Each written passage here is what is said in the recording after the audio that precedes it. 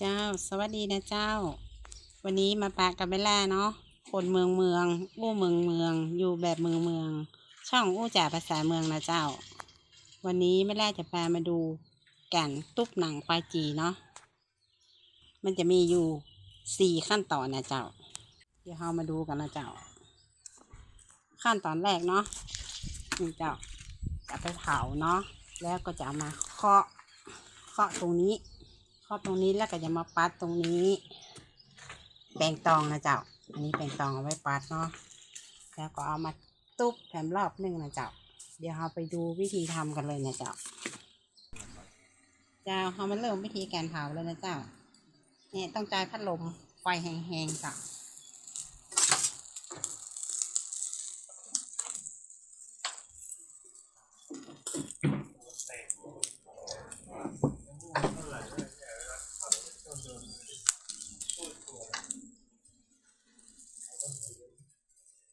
อันนี้ก็ได้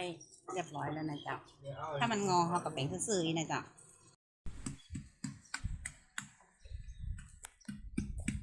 อันนี้ขั้นตอนที่2นะเจ้าก็เอาดำออกก่อนเนาะนี่คือขั้นตอนที่3ปัดเจ้าปัดแป้งต้องปัดอย่างเดียวกัน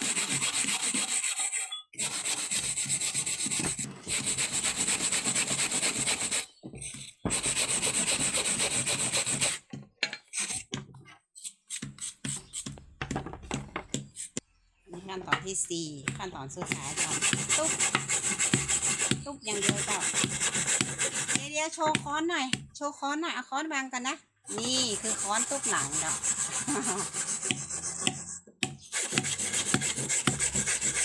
ว่าจะได้กินแต่ละเส้นนะเจ้าเส้นจะแยกนะเจ้านี่เรียบร้อยไป1 เส้นแต่อันนี้ยังกินไม่ได้นะเจ้าจะต้องตุ๊บนักกว่านี้เจ้าเดี๋ยวแหมเส้นจะตุ๊บให้ละเอียดเลยนะเจ้าอันนี้ตุ๊บให้มันได้กลิ่นเลยเนอะ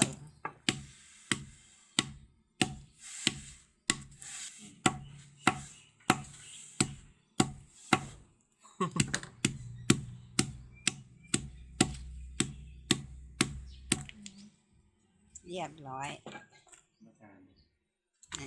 กินเลยนี่พร้อมกินกับน้ำจิ้มนะเจ้าลำขนาดหนังควายจีเจ้าจากเชียงใหม่นะเจ้า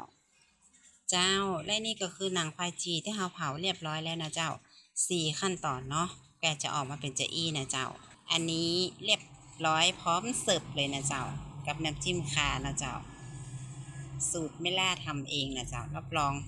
ล้ำสุดๆเลยนะเจ้าสำหรับคลิปนี้เบลล่าไปก่อนนะเจ้าเอาไว้คลิปหน้าเนาะเบลล่าจะหาอย่างดีๆม่วนๆมาเล่าสู่กันฟังแฮมนะเจ้าสวัสดีนะเจ้า